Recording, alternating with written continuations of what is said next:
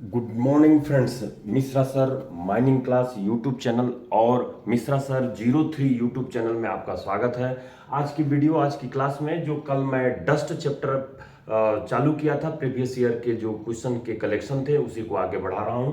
तो dust chapter जो कि रेगुलेशन 143, 144, 145, 143, 144, 145, ये तीन रेगुलेशन आपके लिए बहुत इंपॉर्टेंट है। और उस पर बेस्ड जो जीएसआर और डीजीएमए सर्कुलर है उसकी भी चर्चा हम लोग करेंगे, साथ में जो प्रीवियस ईयर के क्वेश्चन है उसको करेंगे।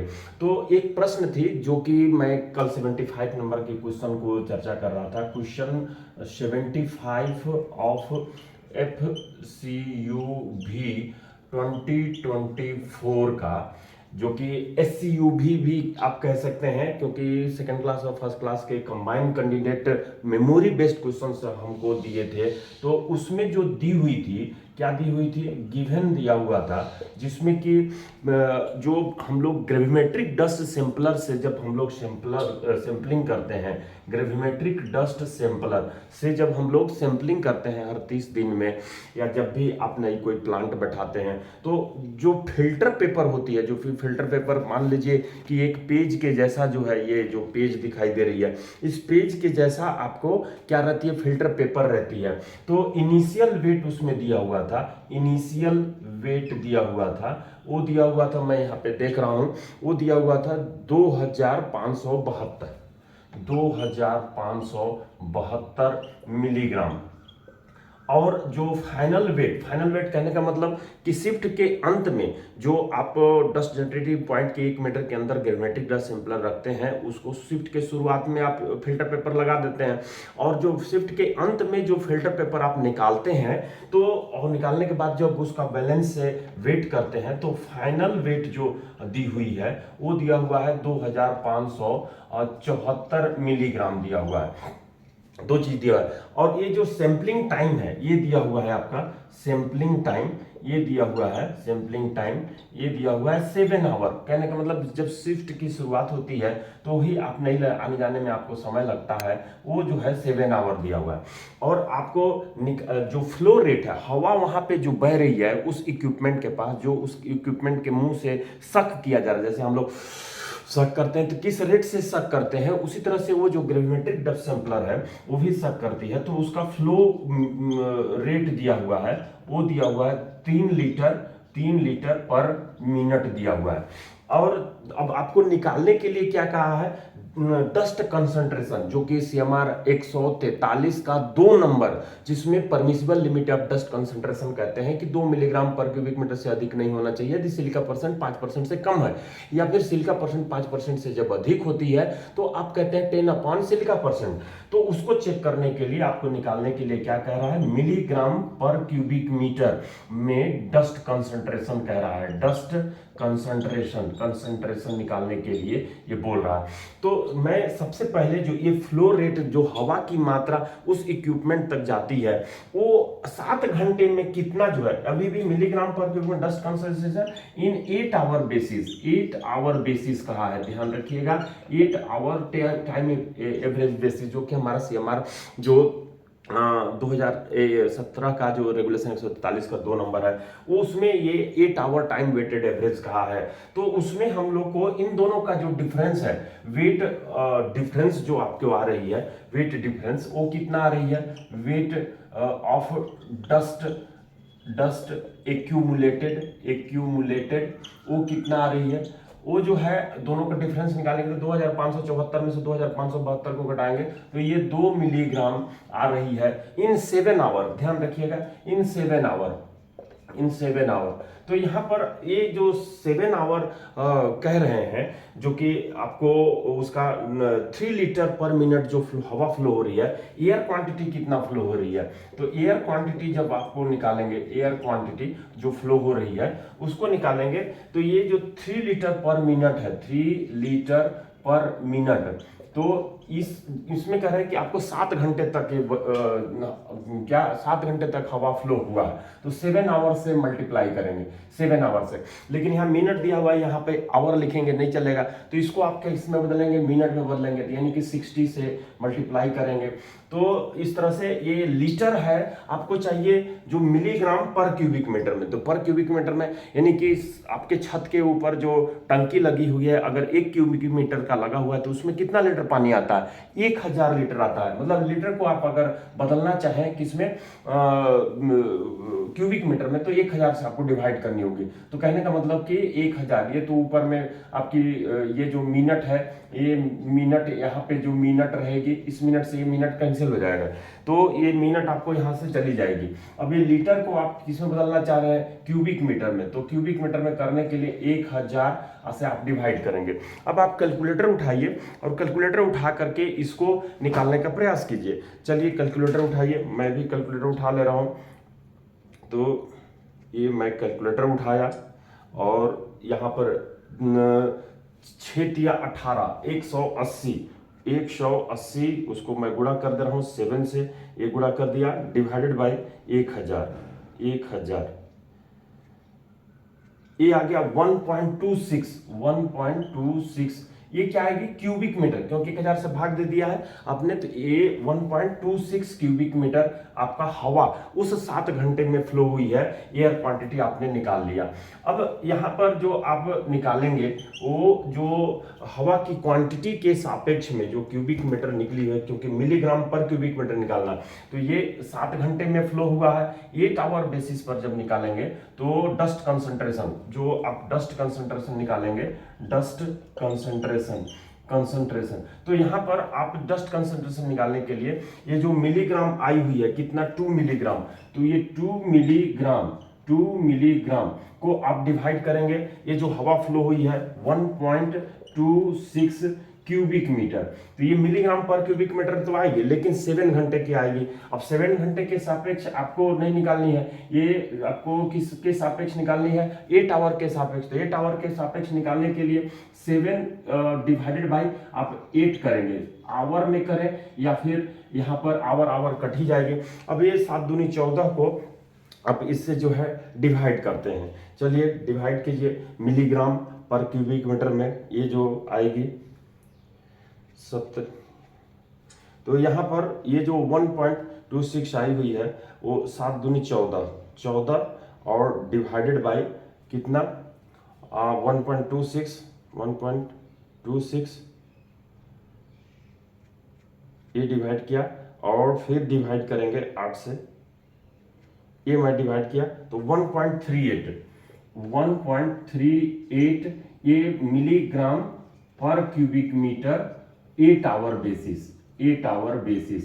तो कहने का मतलब कि जो 2 milligram per cubic metre of air जो आई हुई है, परमिशिबल लिमिट देती है रेगुलेशन 143 का 2 में, तो उसके तहत जो है आपको 1.38 आ रही है, यानी कि उसके नीचे है। मतलब आपका जो वेंटिलेशन की जो व्यवस्था है, वाटर स्प्रेइंग की व्यवस्था है, या फिर आप डस्ट इनकम्बस्टिबल डस्ट की जो आपने व्यवस्था किया, उसके तहत जो है ये जो आपको परमिसिबल लिमिट है डस्ट कंसंट्रेशन 8 आवर बेसिस पर, वो विद इन परमिसिबल लिमिट है। तो इस तरह से आप 1.38 जो ऑप्शन में दी गई रहेगी वो जो है आप क्लियर कर लेंगे। तो सबसे पहले जब भी इस तरह की प्रश्न आएगी जो कि आपको ग्रेविमेट्रिक डस्ट सैंपलर से सैंपलिंग करने के न्यूमेरिकल प्रश्न पर बेस्ड होगी, तो इनिशियल वेट आपको फिल्टर पेपर का देगा, फाइनल वेट देगा, सैंपलिंग टाइम देगा और फ्लो रेट उसमें फ्लो मीटर लगी रहती है वो देगा, और milligram per cubic metre dust concentration 8 hour basis या 12 आवर बेसिस पर निकालने के लिए कहेगा। तो सबसे पहले हवा कितनी फ्लो हुई है 8 घंटे में या 7 घंटे में, जितना सैंपलिंग टाइम है, तो उसके रिस्पेक्ट में आप निकालें। तो ये जो है जो फ्लो रेट 3 लीटर पर मिनट है उसको क्यूबिक मीटर में बदलने के लिए 1000 से डिवाइड करते हैं, मिनट को आवर में बदलने के लिए 60 से मल्टीप्लाई करते हैं। तो इस तरह से 1.26 क्यूबिक मीटर 7 घंटे में उतनी हवा उस इक्विपमेंट तक फ्लो हुई है। दूसरी चीज जो है आपको जो डस्ट कंसंट्रेशन 7 घंटे में हुई है, दोनों का डिफरेंस आप निकाल लीजिए।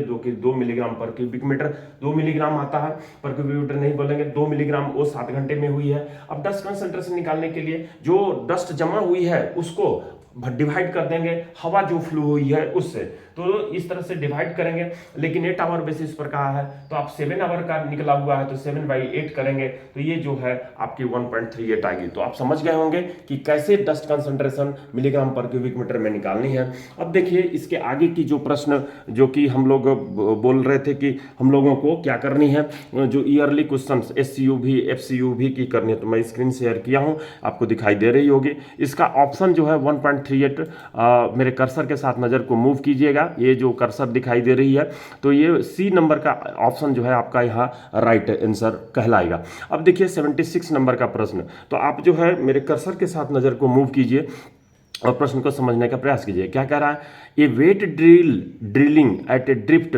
Face produces a dust concentration of 800 particles per cubic centimetre size range while dust concentration rises to 1400 particles per cubic centimeter if the drilling is done dry. Calculate the efficiency of dust concentration by wet drilling if drift phase is ventilated by a tube delivering 2.5 cubic meter per second of fresh air in the respirable. तो ये जो है SCUV FCUV 2024 का memory based question है, लेकिन ये repeated है FCUV 2021 का 99 नंबर क्वेश्चन है। तो यहाँ पर आप ड्रिफ्ट फेस में आप वेट ड्रिलिंग कर रहे हैं तो डस्ट जो गीला से मतलब कि फेस में पानी बौछार करते हुए ड्रिलिंग कर रहे हैं तो 1 क्यूबिक सेंटीमीटर में, लुड्डो की गोटी में कहता हूं कि 1 क्यूबिक सेंटीमीटर में 800 पार्टिकल डस्ट जनरेट हो रहे हैं। और जब आप वही डस्ट कंसंट्रेशन बढ़ जाती है जब आप ड्राई ड्रिलिंग करते हैं तो 1400 पार्टिकल पर क्यूबिक सेंटीमीटर बढ़ जा रही है। तो आपको इफिशियंसी ऑफ डस्ट सप्रेशन, मतलब जो आप डस्ट सप्रेस करने के लिए पानी का छिड़काव कर रहे हैं तो उसका इफिशियंसी दक्षता क्या है। If the face is ventilated by the, यदि फेस को आप वेंटिलेट कर रहे हैं क्या से ट्यूब डिलीवरिंग, जिसमें कि वो जो डक्ट पाइप है वो जो ट्यूब है वो 2.5 क्यूबिक मीटर पर सेकंड से हवा फ्रेश एयर हवा पहुंचा रही है। तो इसको ऑप्शन तो हम लोग देखेंगे ABCDE में से कोई चूज करना, लेकिन निकालेंगे कैसे। तो निकालने के लिए जो वेट ड्रिलिंग जो आई हुई है, मतलब कि जैसा एवरेज हम लोग निकालते हैं, एवरेज कैसे निकाली जाती है। एवरेज निकालने के लिए हम लोग जो है जो ड्राई ड्रिलिंग से डस्ट ज़्यादा निकल रही है तो ड्राई ड्रिलिंग वाला डस्ट कंसंट्रेशन जो number of dust particle divided पर क्यूबिक सेंटीमीटर में दिया है जो 1400 दिया है, और जो वेट ड्रिलिंग कर रहे हैं तो 600 दिया है। तो दोनों को घटा दीजिए, 1400 में से 600 आप लेके जाते हैं तो 800, 1400 में से 800 दिया हुआ है। जब आप वेट ड्रिलिंग करते हैं तो 800 प्रश्न में दिया हुआ है और ड्राई ड्रिलिंग करते हैं तो 1400 दिया है। तो वो जो डस्ट कंसंट्रेशन दोनों का डिफरेंस आ रहा है वो कितना आ रही है, 600 आ रही है। 1400 में से 800 आप माइनस कर दिए तो 600 आ रही है। अभी 600 का एवरेज आप कैसे निकालेंगे, तो टोटल जो आपको ड्राइव के रिस्पेक्ट में आपको निकालने होंगे तो 600 डिवाइडेड बाय जो 1400 करेंगे इंटू 100% में निकालने के लिए 100 करेंगे और आपकी निकल आएगी क्या चीज, डस्ट कंसंट्रेशन, जो कि डस्ट की इफिशियंसी जो है वेट ड्रिलिंग जो आप पानी छिड़काव करके कर रहे हैं तो उसकी इफिशियंसी कितनी है वो जो है निकल जाएगी। तो यहाँ पर आपको ऑप्शंस दिखाई दे रही है कि 42 वो जो मैं निकाल करके रखा हूँ, ये पीछे मैं फिर से आ जाता हूँ। तो ये जो है हम लोग यहाँ पर थे तो मैं साइड स्लो के तहत इसको बड़ा कर देता हूँ। चलिए बड़ा कर दिया। तो ये कर्सर पर ध्यान रखेंगे, 1400 में से 800 माइनस किया 600 आया और ड्राई के सापेक्ष अपने को जो इफिशियंसी निकालनी है वेट ड्रिलिंग का तो 600 बटे 1400 इंटू 100 करेंगे तो 42.857, मतलब आप ऑप्शन नंबर सी को टिक लगाएंगे। तो चलिए ऑप्शन नंबर सी को टिक लगा लिए। अब आते हैं क्या चीज़ 77 नंबर का प्रश्न पर। क्या कह रहा है, a wet drilling at a drift face produces a dust concentration 400 particles per cubic centimetre in the respirable size range while dust concentration rises 700 particle per cubic centimeter if the drilling is done by dry.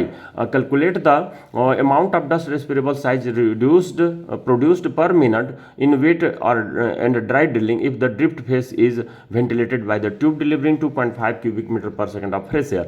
तो यहाँ पर लगभग प्रश्न तो same है, लेकिन यहाँ पर जो ऑप्शंस है वो बदली हुई है, जिसमें कि आपको 6 × 10⁻10 एंड 10⁵ इंटू 10.5 × 10⁻10 बोला है। तो यहाँ पर क्या निकालने के लिए कहा है, प्रश्न को समझिए पहले। तो ये जो प्रश्न आपको दिखाई दे रही है, wait drilling at a drift face produces a dust concentration, गीला ड्रिलिंग आप कर रहे हैं तो 400 पार्टिकल्स पर क्यूबिक सेंटीमीटर निकल रहा है और रेस्पिरेबल साइज रेंज का है। और while dust concentration rises 700 particles per cubic centimetre in the drilling is done dry से आप कर रहे हैं तो ये 700 पार्टिकल्स निकल रहा है। अब calculate the amount of dust respirable size produced per minute in wet. तो इसमें पर मिनट में वेट के साथ जो आप amount of dust respirable size produced per minute in wet में निकालना है एंड ड्राई ड्रिलिंग में निकालना है। अगर ड्रिफ्ट फेस पर जो वेंटिलेटेड ट्यूब है वो जो डिलीवर कर रही है 2.5 क्यूबिक मीटर पर सेकेंड, तो इसको निकालने के लिए पार्टिकल्स पर मिनट आपको निकालनी है, पार्टिकल्स पर मिनट निकालनी है। तो पार्टिकल्स पर मिनट निकालने के लिए आप ये दिया हुआ है पार्टिकल्स पर क्यूबिक सेंटीमीटर और पार्टिकल्स पर मिनट आपको निकालनी है। आपको ये दिया हुआ है calculate the amount of dust respirable size produced per minute. Per minute मतलब कि पार्टिकल की संख्या बटे में पर मिनट, तो पर मिनट निकालनी है। तो और ये क्यूबिक सेंटीमीटर दिया हुआ है, cubic particles per cubic centimetre में दिया। तो यहाँ पार्टिकल्स पर मिनट निकालने के लिए जो आपको दोनों के बीच जो अलग अलग जो निकलेगी 400 पार्टिकल वेट का है तो 400 पार्टिकल पर क्यूबिक मीटर है। इसमें के सापेक्ष हवा जो फ्लो हो रही है 2.5 क्यूबिक मीटर फ्लो हो रही है। यहाँ से क्यूबिक मीटर कट जाएगी, पार्टिकल्स पर सेकेंड आएगा। अब ये सेकेंड को आपको मिनट में बदलनी है तो छोटा यूनिट है, इस सेकेंड डिवाइडेड बाई 60 करेंगे तो ये 60 ऊपर चली जाएगी। तो इस तरह से 400 पार्टिकल्स तो रहेगी, 2.5 रहेगी। अब ये जो क्यूबिक मीटर है आपको चाहिए किसमें, क्यूबिक सेंटीमीटर में। तो ये क्यूबिक मीटर को क्यूबिक सेंटीमीटर में चेंज करने के लिए मतलब metre into metre into metre 3 बार करेंगे। 1 मीटर में 100 सेंटीमीटर होता है, 1 मीटर में फिर 100 सेंटीमीटर 100 सेंटीमीटर, तो इस तरह से 100 3 बार मल्टीप्लाई करेंगे। और ये 60 भी जो 1 सेकेंड बराबर 1/60 मिनट होती है तो ये 60 जंप करके ऊपर चल जाएगी। जब आप इसको मल्टीप्लाई करेंगे तो 6 × 10⁻10 आएगी। तो 6 × 10⁻10 वाला ऑप्शन ए दिखाई दे रहा है और कोई नहीं है। तो यहाँ पर ऑप्शन ए ही होगी क्योंकि आपने ये फिक्स कर लिया। उसी तरह से आप ये कैलकुलेट करके देखिएगा कि ये जो मैं बताया हूँ तरीका उस तरह से ड्राई ड्रिलिंग का यानी कि 700 पार्टिकल्स का पर क्यूबिक सेंटीमीटर में दिया है, उसको आपको चाहिए पर क्यूबिक सेंटीमीटर, ताकि क्यूबिक सेंटीमीटर आपका ये कट जाए। तो ये क्यूबिक मीटर को आप 1 मीटर करेंगे और 100 सेंटीमीटर करेंगे तो ये 3 सेंटीमीटर, ये 3 अलग से जो सेंटीमीटर है ये सेंटीमीटर से कट जाएगी, क्यूबिक सेंटीमीटर से कट जाएगी और पार्टिकल्स पर सेकंड में आएगी। पार्टिकल पर मिनट निकालने के लिए फिर से 60 से मल्टीप्लाई कर देंगे। तो चलिए 77 नंबर का आप ऑप्शन ए तो टिक लगाएंगे, लेकिन उसको बना करके मेरे कमेंट्स बॉक्स में कमेंट्स दीजिएगा कि 77 का ए कंफर्म है कि नहीं, दूसरा पार्ट को निकाल करके। आइए यहाँ पर देखते हैं FCUB 2024 का 78 नंबर प्रश्न। In which of the following is are the main difference of dust plan and sampling plan. Dust plan और सैंपलिंग प्लान में मेन डिफरेंस क्या है? डस्ट प्लान आप CMR 144 के तहत मेंटेन करते हैं, सैंपलिंग प्लान आप जो है डस्ट का सैंपलिंग प्लान आप 145 के तहत मेंटेन करते हैं। पहली बात तो ये आपको ध्यान में रखनी है। अब डिफरेंस इसमें कह रहा है, पढ़िए ऑप्शन और पढ़ करके समझने का प्रयास कीजिए। Dust plan is maintained for taking the places of air burn dust survey and sampling is maintained for the air burn dust sample. तो डस्ट प्लान आप मेंटेन करते हैं जहां पर एयर बर्न डस्ट सर्वे करनी रहती है, और सैंपलिंग प्लान जो है जहां पर एयर बर्न डस्ट सैंपल लेनी रहती है उसको मेंटेन करने के लिए करते हैं। Dust plan maintained under CMR 143 and sampling plan maintained under the CMR 144।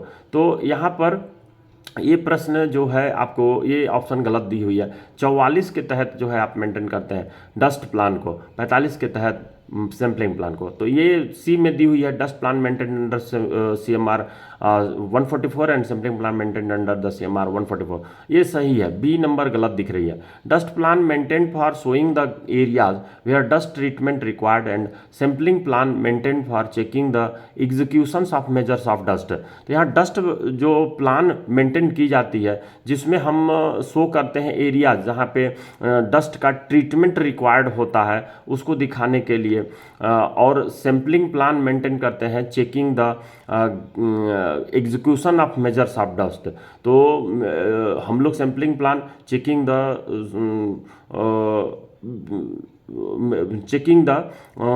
Execution of measures of dust. तो ये भी सही है, सैम्पलिंग प्लान उसी के लिए किया जाता है। तो यहाँ पे सी और डी ये जो है आपको सही लग रही है। ये नंबर क्या रहा है, dust plan is maintained for taking the places of airborne dust सर्वे।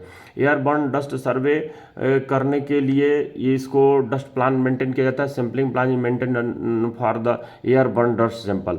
तो एयरबर्न डस्ट सैंपल मेंटेन करने के लिए किया जाता है, लेकिन dust plan is maintain for the taking the places of airborne dust survey. Airborne dust survey का नहीं किया जाता है। ये सर्वे कहाँ करनी है उस जगह का मेंटेन नहीं किया जाता है।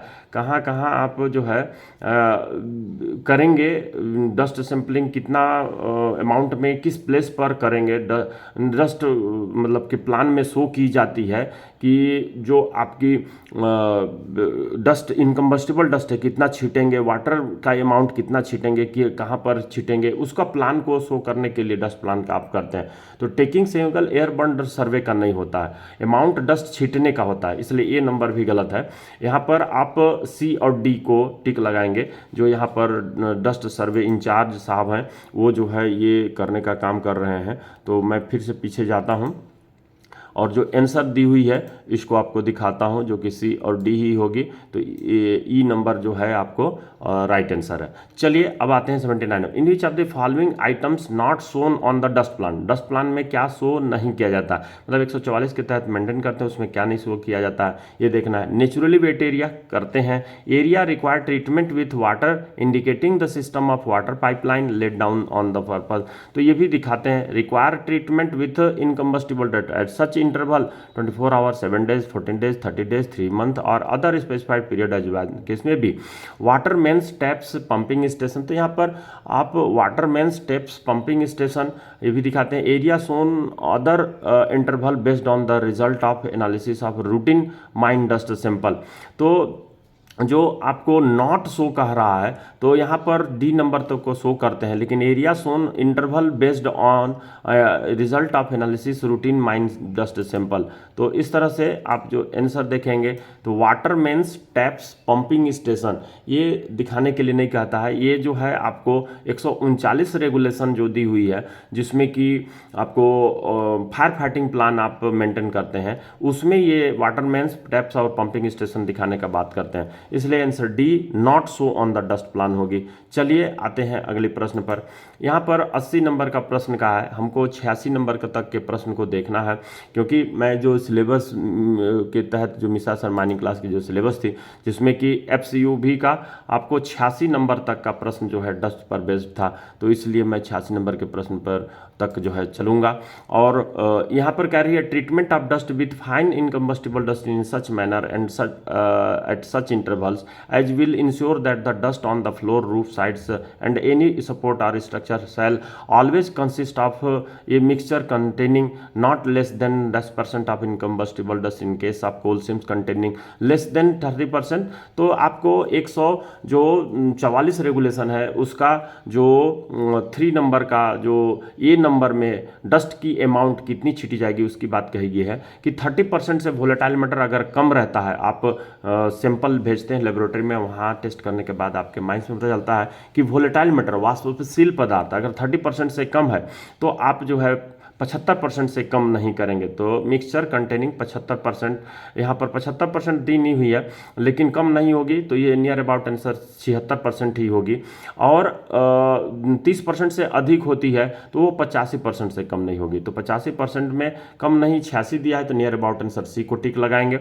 ये ट्रीटमेंट ऑफ कोल डस्ट दिखाया हुआ है, इनकम्बस्टिबल डस्ट से कैसे छीटा जा रहा है अंडरग्राउंड माइन में, वो चीज़ बताया गया है पिक्चर में। अब आइए 81 number, if the volatile matter of the lower coal seam found 70%, मतलब कि लोअर कोल सीम में वोलेटाइल मैटर 70% पाया गया। वोलेटाइल मैटर VM जिसकी बात 30% और 30% से अधिक नहीं, इसी रेगुलेशन 144 के 3 के ए में कहा है। And upper seam found 13%, upper seam में 13% on dry ash free basis पर निकाली गई है। Then the chance of spontaneous heating, तो उस केस में स्पॉन्टेनियस सीटिंग की जो चांस होगी किस में होगी, मोर इन अपर सीम में होगी, लेस इन अपर सीम होगी, मोर इन लोअर सीम में होगी। तो यहाँ पर वोलेटाइल मैटर और जो स्पॉन्टेनियस सीटिंग का जो रिएक्शन होता है, रिलेशन होता है, संबंध होता है, वो कैसा रहता है, तो ये ध्यान रखिए कि इन्वर्सली प्रोपोर्शनल का होता है। मतलब वोलेटाइल मैटर जिसमें कम रहेगा उसमें मोर चांसेस रहेगी। तो ये मोर चांसेस लोअर सिम में होगी, नो चांसेस इन अपर सिम। अपर सिम में चांसेस ही नहीं होगी क्योंकि यहाँ पे वोलेटाइल मैटर बहुत अधिक है, इसलिए आप सी को आंसर को टिक लगाएंगे। 144 का 3 का ए। EMT में जो element of mining technology second volume है उसका पेज नंबर आपका अलग हो सकता है, लेकिन जो ये है 5.7 पेज में, आप वहाँ जा करके इसका रेफरेंस के तौर पर आप देख सकते हैं। तो चलिए अगले प्रश्न पे आते हैं, 82 नंबर प्रश्न। The incombustible dust used for the treatment of coal dust, कोयला धूल को मारने के लिए जो आप ट्रीटमेंट करते हैं पत्थर धूल का छिड़काव करके, तो वो शैल नॉट बी, वो क्या नहीं होनी चाहिए, such that it does not contain more than 5% of free silica. तो वो जो है 5% से अधिक सिलिका नहीं होनी चाहिए। तो ये तो होनी ही चाहिए, ऑफ नहीं होनी चाहिए, मतलब 5% से अधिक सिलिका उसमें नहीं होनी चाहिए, सही है। Of such fineness and character that it is readily dispersible into the air, हवा में वो आसानी से छितराने वाला होना चाहिए। Which are not directly wetted by the water from the strata, वो पत्थर धूल से आसानी से गिला होने वाला नहीं होना चाहिए। पत्थर धूल ने पत्थर के पानी से जो सीपेज होती है उससे डायरेक्टली गिला होने वाला नहीं होना चाहिए। It does not cake but it is disperse into the air, ये केक नहीं बनने वाला चाहिए लेकिन आसानी से हवा में छितराने वाला होना चाहिए। When blown upon the mouth, जब आप माउथ से हाथ में लेकर के या सुटेबल अप्लायंसेस से उसको ब्लोन आउट करते हैं। As far as practicable light in colour और लाइट इन वेट होना चाहिए। नॉट ओल्डर देन 4 मंथ, तो नॉट ओल्डर देन 4 मंथ, यहाँ पर ये बात कही गई है, वो 3 मंथ की बात कही गई है। रेगुलेशन किसमें 144 का 4-5 आप जब पढ़ेंगे, 4 और 5 सब रेगुलेशन पढ़ेंगे तो उसमें मिल जाएगी। आंसर ई को आप टिक लगाएंगे, नॉट ओल्डर देन 4 मंथ नहीं है, नॉट ओल्डर देन 3 मंथ है उसमें। तो इसका लिंक भी दिख रहा है, ये लिंक आप दबाएंगे तो चालू तो नहीं होगी, लेकिन आप जैसे ही बोलेंगे 2024 ventilation question on Mishra sir mining class, तो आपको जो है वो क्वेश्चंस के साथ शायद ये जो लिंक दिख रही है वो जो है खुल जाएगी। आप आइए 83 नंबर पर, before firing of shots who responsible for treatment of dust with water, मतलब शॉट को फायरिंग करने के पहले कौन जिम्मेदार होता है कि वाटर से ट्रीटमेंट किया जाए, manager, overman, dust incharge, shot firer, any of the above. तो जब 144 का 10A जब आप पढ़ते हैं तो उसमें ये बोला गया है कि जो डस्ट इंचार्ज होते हैं वो वाटर स्प्रे करेंगे।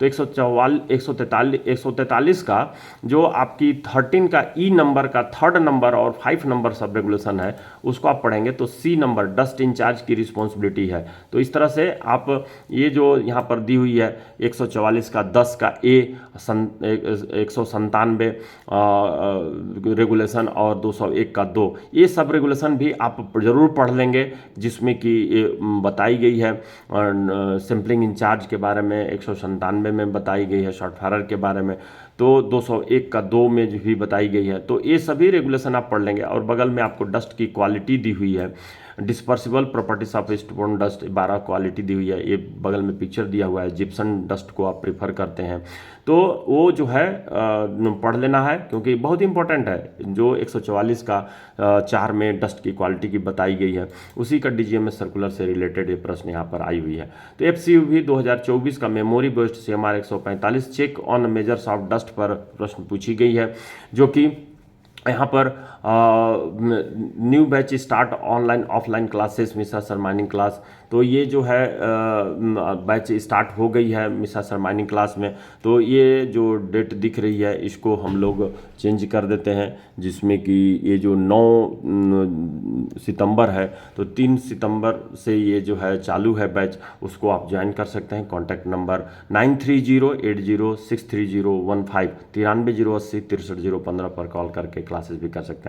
84 नंबर प्रश्न आइए देखिए, representative samples of dust in every haulage tramming conveyor roadways shall be collected once in every, कितना दिन में कलेक्ट करना चाहिए, days from every zone, and for this purpose sample may be collected from different section such as A B C in rotation such that during every such period of dash days of all samples are collected from section A और section B और section C, and in every travelling roadway and in every airways then other than haulage sample shall be taken in such systematic manner at such interval and not exceeding dash days to maintain the proper check on the efficiency of the treatment of the dust।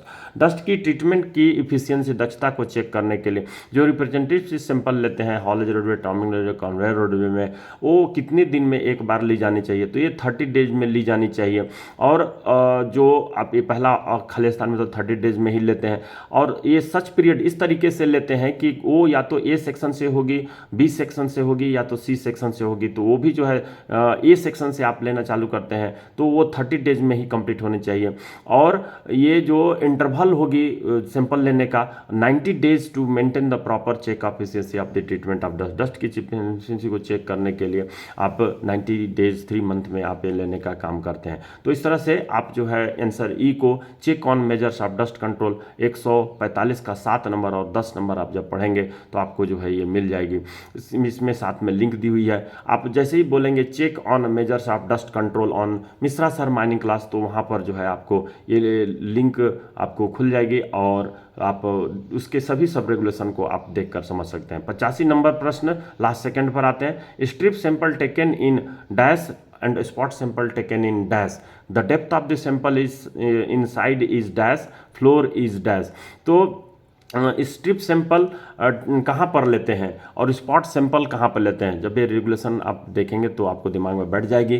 तो strip sample जो है आप कहाँ पर लेते हैं, ये जो है डस्ट जहाँ पे इनकम्बस्टिबल डस्ट छींटते हैं वहाँ पर लेते हैं, और जब पानी से छींटते हैं, पानी का स्प्रे करते हैं तो वहाँ स्पॉट सैंपल लेते हैं। तो आंसर ए को टिक लगाएंगे। और डेप्थ ऑफ सैंपल जो होगी साइड में या रूफ में 5 mm लेते हैं और फ्लोर में 10 mm लेते हैं, तो आंसर ए को टिक लगाएंगे। इस तरह से 85 नंबर क्वेश्चन कंप्लीट होती है। और ये क्लासेस की ड्यूरेशन दी हुई है, विनिंग वर्किंग कॉन्टैक्ट नंबर दिखाई दे रही है, new batch start online offline class on Mishra sir mining class. तो ये 3/9 से ये चालू है, आप क्लासेस ज्वाइन करके पूरी सिलेबस और पूरे जो ईयर के क्वेश्चंस हैं वो आप सॉल्व करेंगे। कॉन्टैक्ट नंबर दिखाई दे रही है 9308063015। क्लास वीडियो भी क्लास के बाद आपको अवेलेबल कराई जाती है। जो ड्यूटी में रहते हैं, जो नहीं कर पाते हैं क्लास किसी कारण से, तो यहाँ पर जो विनिंग एंड वर्किंग की जो दिखाई दे रही है, इसकी थर्सडे फ्राइडे सैटरडे ये जो है 8 PM से चल रही है। ये पिछले साल की शेड्यूल है जो कि 8 PM से ये 10 PM के बीच में है, तो इसको आप करेक्ट कर लेंगे, 10 PM के बीच में है। वेंटिलेशन जो है ये आपका थर्सडे फ्राइडे सैटरडे ही है, ये 6 PM से इसकी शेड्यूल जो है 6 PM से 8 PM के बीच में है, 8 PM के बीच में है। और लेजिस्लेशन जो है Monday Tuesday Wednesday 6 PM to 8 PM है। और यहाँ पर मशीनरी की चल रही है 6 PM टू 8 PM मशीनरी की चल रही है। लेजिस्लेशन की चल रही है 8 PM से 10 PM, 8 PM से 10 PM Monday Tuesday Wednesday 10 PM चल रही है। और ये मशीनरी की चल रही है, ओवरमैन की क्लास स्टार्ट नहीं हुई है, तो इसको मैं हटा देता हूँ। और यहाँ पर आप मशीनरी ही केवल लिखिए, मंडे ट्यूसडे वेडनेसडे, और ये जो है 6 PM टू 8 PM चल रही है, तो इसको हटा देते हैं। 6 PM टू 8 PM। अब आइए आखिरी प्रश्न में इसका, तो 86 नंबर का प्रश्न है, in which of the following degree of mines additional precaution shall be taken by the providing stone dust barrier और alternative precautionary measures to prevent an ignition और explosion for extending from one part of the mine to other part. मतलब stone dust barrier जो explosion के एक part से दूसरे part में फैलने से रोकने के लिए आप एडिशनल प्रिकॉशंस लेते हैं। तो इस संबंध में जो CMR 146 का 1 नंबर और GSR 979 डीजे में सर्कुलर 6/1975 पढ़ते हैं, तो ये 3rd और 2nd डिग्री गैसी के माइंस में और डेवलपमेंट डिस्ट्रिक्ट के 1st डिग्री माइंस में ये व्यवस्था करने का काम करते हैं। तो 86 नंबर तक का प्रश्न आपकी कंप्लीट हो गई है। अगर आपको ये पसंद पड़ती है तो ये जो वीडियो देखे आप मिसा सर 03 यूट्यूब चैनल को आप सब्सक्राइब कीजिए, अपने फ्रेंड के पास भी शेयर करके उनको भी सब्सक्राइब करने के लिए बोलिए, और ये वीडियो को लाइक जरूर करिए, कमेंट्स बॉक्स में कमेंट्स दीजिए कि क्या आपकी डाउट है। थैंक यू फ्रेंड्स, अगले वीडियो में फिर से मिलते हैं।